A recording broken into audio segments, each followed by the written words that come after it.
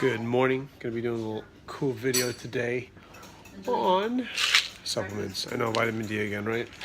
I had another video I made that was pretty good, but let's go see what I want to show you today. I bought some of this stuff.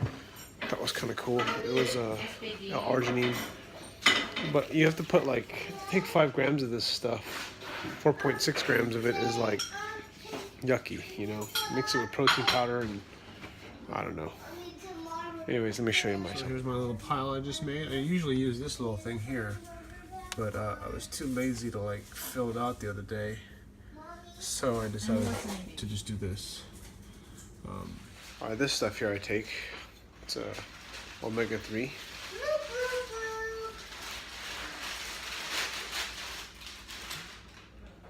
I just drink it like that. I kind of measure it like that. I used to put it in a shot glass. But then the problem with the shot glass, let me just show it to you. Well, my wife was getting mad because I kept putting it over here in the sink and it would just fall into the trash compactor, what's it called? Garbage disposal. And it would break. So I just started swigging it. So why do I take this stuff? Because it helps reduce inflammation. Does it work?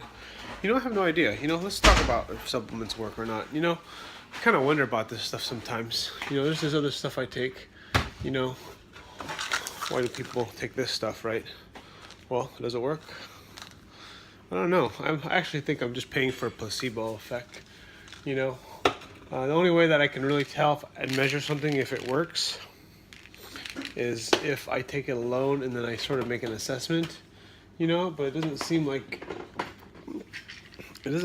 it really does. I mean, I feel like there's no objective way to measure it. I just know when I take this huge swig of pills in the morning that I have this weird feeling in my stomach because my stomach is empty. So I'm gonna try to eat some breakfast today. Alright, so I'm stuck in traffic and I thought I'd continue this video on if supplements work. Specifically, do testosterone supplements work?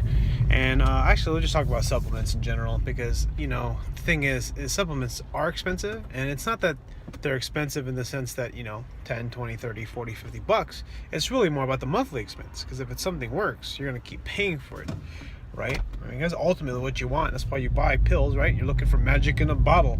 You're looking to fix your problem. So, anyway, I'm going to tell you right now, the things that I know work all the time are things that are stimulants, you know. So if you take a stimulant, I can for sure, well, actually, before I start continuing on this little mini rant on supplements, is remember that what I'm talking about is purely experiential. None of it's scientific at all. So if you are going to go off scientific advice and you feel like I'm giving wrong scientific data, well, you should stop now, because I'm not going to give you scientific advice. I'm going off purely experiential, because that's all I know. I'm an N=1 experiment. I do some research on reading some science about it, but ultimately it's going to come down to, do I want to keep spending the money on this thing that I want to buy? Okay, so with that said, let's talk about supplements. The things that I know that do work are stimulant stuff, that essentially the caffeine, you know, stuff like that. Anything that gets you going, you're gonna feel. Ephedrine, that's actually not a supplement, it's a medicine. But anything that's a stimulant, you know, that's gonna get you going. Yohimbe, I think it's called. That is a stimulant. Stuff that you're gonna feel after about 20 to 30, within an hour, right? So that's what I know work. Some other stuff that works is anything that's kind of hormone related, pro-hormone precursors, like a popular one that I noticed does work is DHEA. That stuff works. The problem with it is you gotta do your own research, because if you're younger, I know that it can cause hair loss. So if you have genetic predisposition for hair loss and you take it, you'll probably start losing hair. I have thick hair, I don't have any. My hair grows too much, so I don't have that problem. But that could be a problem. But DHEA does improve sex drive, because I know it, I can feel it, it's for reals. What else is there? And then outside of those are like multivitamin, vitamin D, like health supplements, you know, coconut oil, turmeric, stuff like that. Does it work? I have no idea, you know. I mean, a lot of the time, my opinion on supplements is it's a paid placebo effect a lot of the time. you know, because really, most of, honestly, I mean, you know this, and unfortunately this is the truth, but we still want more, is that the reality is most of your fitness is going to be, or your health is going to be determined by your sleep, your exercise, and your diet. So if you eat well, you exercise well, and you sleep well, you're good. Oh, one more fourth thing, which is lifestyle, health, which is kind of all of them combined. Sleep, exercise, and diet are all kind of in that lifestyle segment. Probably when I say lifestyle, sleep, exercise, and diet account for, I don't know, 80% of that, right? But then lifestyle also accounts for you know, like work, how much you work, time you spend with your family, community. You know, I'm particularly introverted, but I'm a very strong family man.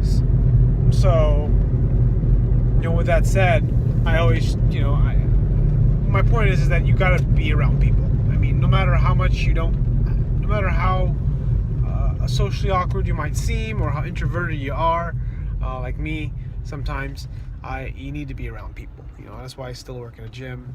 I need to be around people. It's good for me, even though I do feel uncomfortable a lot of the time.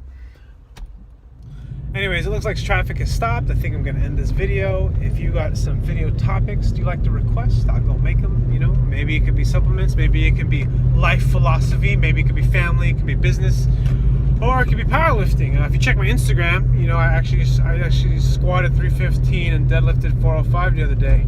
Felt pretty good about that. Maybe I'll post a video on it later on. So anyways, thanks for watching. See you later. Actually, I had an interesting thought about supplements, and it's actually about effectiveness, or efficacy is what it's called, like how it really works, or if it actually makes a difference. The efficacy of supplements. And the one thing I had a thought about was how it's like, it's so, almost all supplements are marginal, you know. That's kind of why people want to take drugs, because the results are pretty freaking instant, right? Like taking Tylenol, or like I took some Allegra this morning, right? That's super effective. Like, it works. You can feel it, makes a difference, changes everything, right? It's almost like it's an amazing cure. Not a cure, but whatever you want to call it, okay? But think of supplements as, in a way, like compound interest, right? You're going to get like 1% here, 1.5% here, 2% there. But over time, if you take it every day, and you take this, whatever it is, this nutrient or whatever you're taking, it's going to compound over time. And then when you combine it with your exercise, your diet, your sleep, your good lifestyle, I just spit all over the camera. Your lifestyle, what's going to happen is it's going to build up, and before you know it, you're going to be, you know, 10 to 20% or 10% better than you were than without it, for example. And that's kind of hard. It's kind of I don't know what the word is for it, but it's kind of hard to tell if that's actually true, if that even works. And I say that because it's hard to measure that. So, but then, I mean, that's kind of the idea I wanted to share, is that it's compound interest. You know, think of it as supplements as compound interest. That's the real reality of why I'm making this video, is because, you know, it's kind of like investing in a stock. Like, you should have bought Facebook and Apple 2009 at the bottom of the market, right? Yeah, everything works in hindsight, right? And that's kind of the problems we run into with supplements. We don't know if it's going to be worth it in the long run. And a lot of the time, they're safe, but are they worth it? And that's ultimately a decision you're going to make for yourself. I just kind of contemplating on this idea, because I just think it's just something I've been thinking about. Okay, now the video's over.